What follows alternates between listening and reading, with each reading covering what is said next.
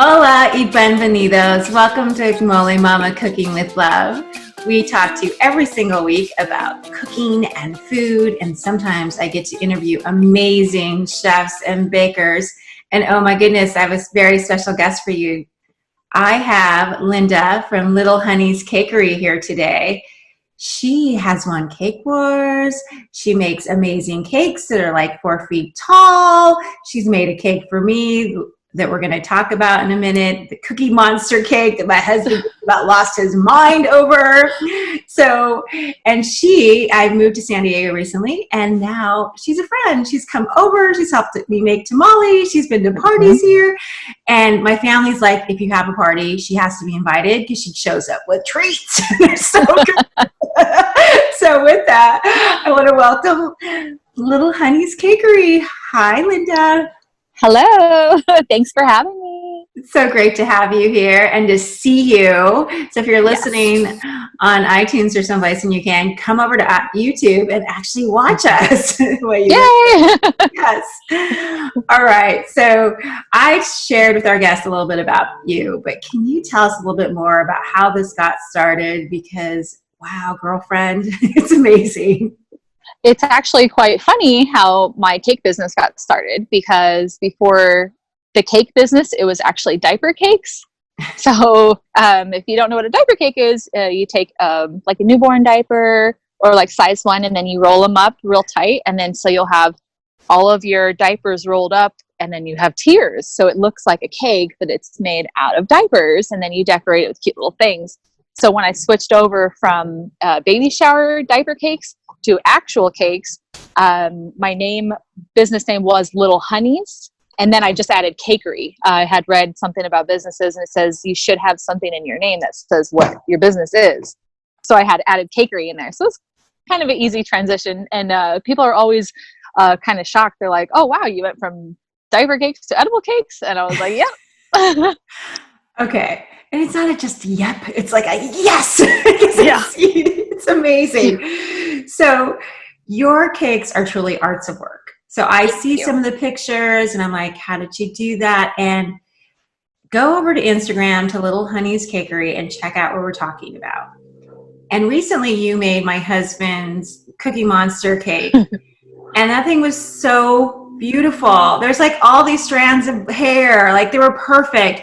And my husband was so cute. He's like, how do I keep this forever? I don't want to cut it. So how did you learn how to do cake art? Like, where does this come from? I actually just started practicing myself.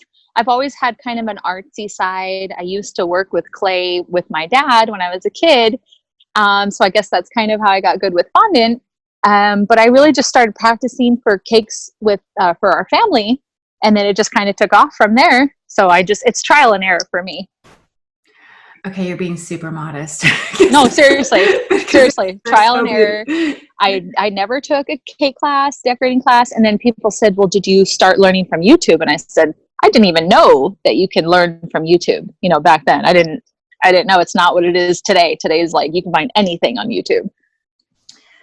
Right. But I think that when I say you're being super modest is that you make it sound like, so when I first heard that story, I went, oh, she's like doing Play-Doh with her dad. It's like, it's sculpting. It's like what you do, sculpting cakes. There's so many. And could you tell our listeners about, I think you made like a 4-foot cake or something for a wedding. Yes. Could you 4.5. Okay, tell us about that cake, because I've seen pictures. Yes, that cake. So it was a venue in LA, and I'm based in Escondido, which is San Diego area. So it was a whole process. It was 8 tiers. There was 450 sugar flowers. So I had boxes. Each cake was individually boxed. And I stacked it on site, so nothing would happen in transport, but it was all fondant covered. And the sugar flowers took me a few months to make. Because it looked like her wedding gown, right? Yeah, it was so pretty. Like a new experience, because I had never done anything like that. So again, kind of wigging it. It worked out great though. I brought my friend Alicia to help me put all those flowers on, because if it was just me, it would have been hours of you have to hold each flower by the wire with pliers, and you have to put each one in. So that took a long time. Wow. Worth it. Totally worth it. I've seen the photos, just stunning. Thank And you. now, didn't you make the birthday cake for Barbie? Yes, I Tell us did about that. Barbie's. I did Barbie's 60th birthday cake and 750 cupcakes with edible images on top of the cupcakes, and that was such an amazing experience. For Also, Mattel, right? for Matel, Yeah, in for Mattel. Mattel. Yeah, Yes. I got to go in Mattel. I got to see. They actually have the original Barbie there in a glass case. We got to see on the wall. They have like a timeline of how their toys have evolved, and they actually have like a life-size Barbie dollhouse there. So cool! It was so cool. Oh my gosh, how fun! Yes, it was like a kid, like a kid again. But what an honor to be asked to do something like that. And it was their I like know. 60th birthday, right? So Yeah, it was between me and some other companies, and I was kind of worried because the other companies were local to them, and I was like, well, I'm in Escondido, so I'm like, what if they think that travel is an issue? But I told them, I was like, I'm gonna get a van, rent a van, and I'll have everything done. And I think they were just more impressed with my art because I did like a sample, like hand cut fondant of a Barbie, and they were like, wow, this is better than we thought. I think that's what got them, because I showed them a sample of my work, so they were like, yes. that's so fantastic. Yes. Yeah. All right. All right. Now tell us about being on Cake Wars, because you did it twice, and I Yes. like the pictures I've seen. I'm like, oh, how did you do this? Yeah. So went to Cake Wars in 2016, and I brought my great friend Alicia. She was my assistant. I had chose her because her work is impeccable, and she has Alicia's Delicias. She makes the most beautiful hand painted cookies ever. So I was like, would you want to go to Cake Wars with me? And she was like, yeah. So I mean, the experience is pretty stressful. I mean, but when you look back, it's such a great experience, being there, and people are like, or don't you get nervous because the cameras are on you? And I'm like, you don't even realize that the cameras are there because you need to get this cake done. So you can care less. I think there was about 6 cameras on us at once, and you just don't even realize that they're there. But it was kind of stressful, because you're on a clock.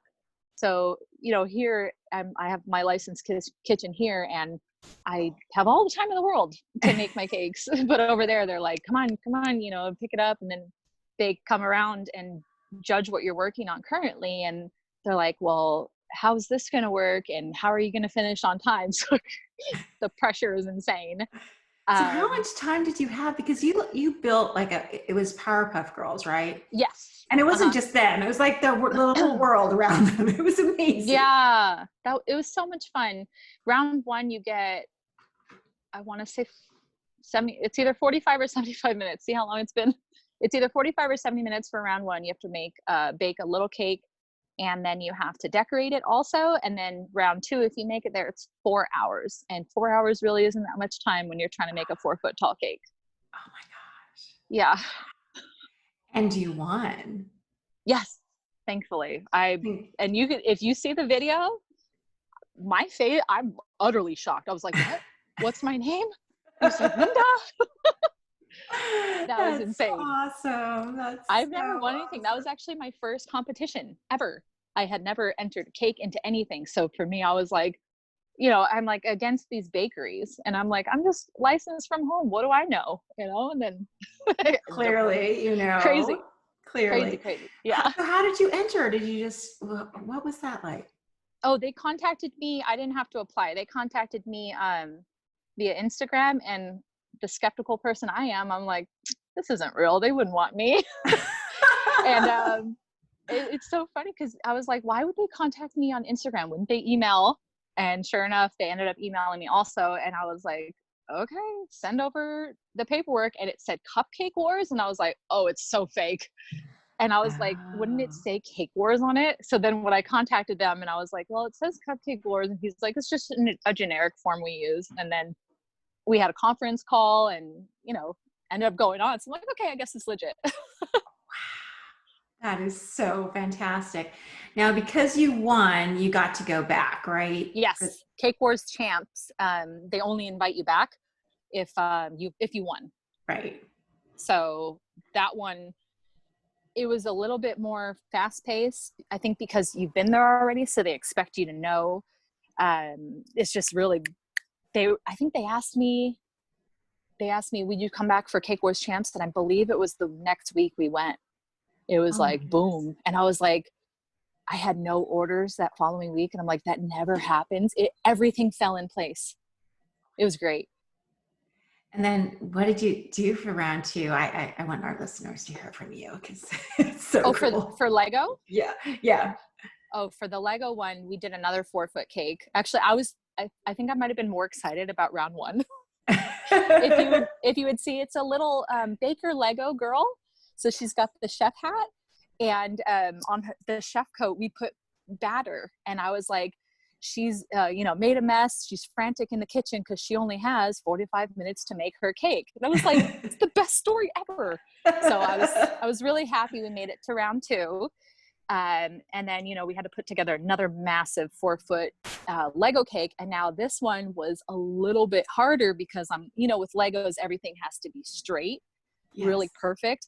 And square cakes are kind of my enemy. But we were overall pretty pleased with it. They did say I had the best characters of the day, my little minifigs. Yes. So that was really awesome to hear. But taking second place was pretty fine with us. The girls were great. Everyone was so nice to us. We even went out and celebrated afterwards. The winners bought us all drinks.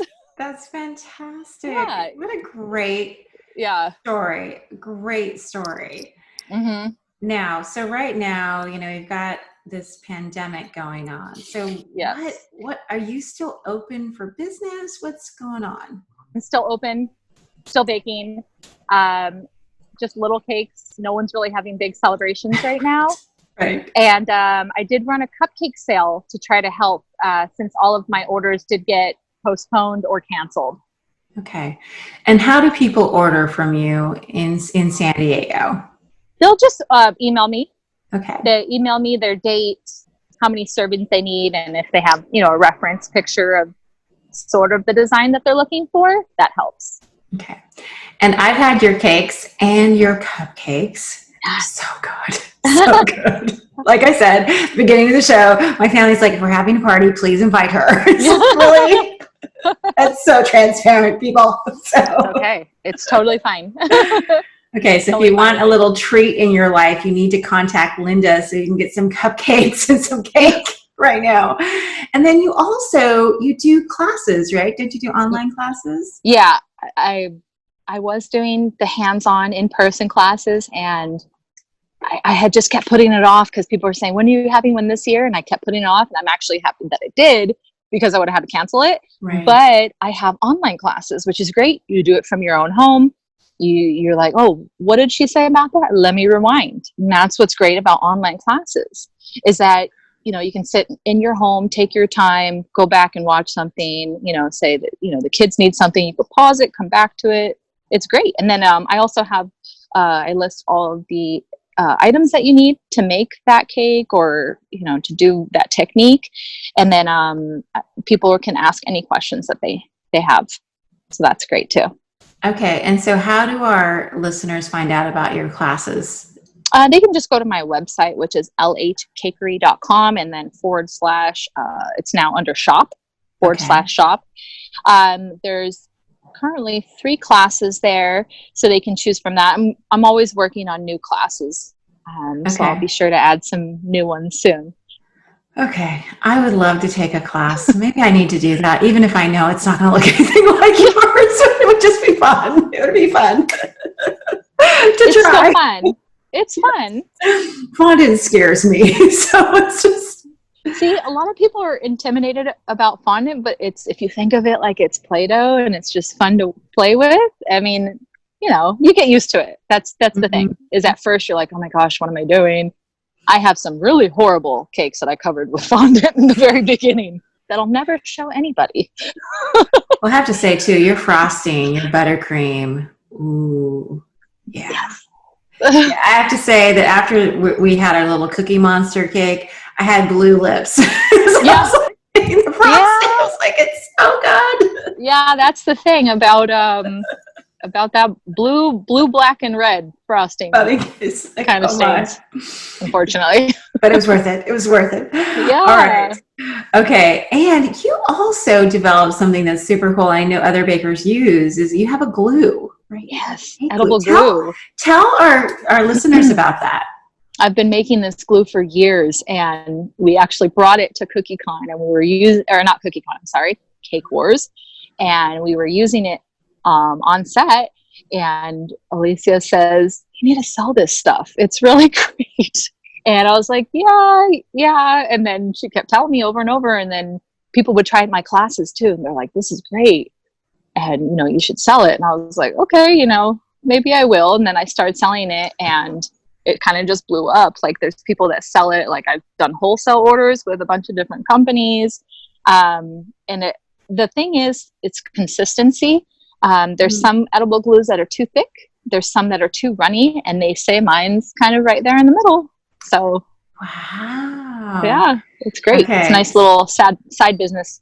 That's awesome. So anybody listening that needs edible cake glue, like I don't even know what to do with that. But you can use it for everything. It sticks to fondant, crusting buttercream, chocolate, royal icing. It sticks to everything. Yeah. Wow. Wafer paper. Mm-hmm. Okay. It's great. Right, now we've got a hookup for you. A little honey cake. Yeah. All right. That's awesome. Okay. So how do our listeners follow you and stay in touch with the classes and when your glue's available? How do they do that? What's the best? They can go to my website because it has all of the social media links there, and then it'll take them right to it. So the website lhcakery.com, or they can just go to Instagram and just search me up. It's just Little Hunnys Cakery, and then I always say, who's selling my glue right now? There's a couple of different companies that sell it. I sell it too on my website. And then at big events, like I was saying, CookieCon, some vendors will sell it there also. Okay. And you were just at a big cupcake. Yes. I'm so happy that happened. Like, I was able to go to it before this whole pandemic because I love LA CookieCon so much. I get to demo. I get to meet so many different people. So when I'm demoing and using my glue, I'll be like, yep, go right over there, go buy it right now. So then awesome. it's great. And then people get to see it in action too. And they really like that.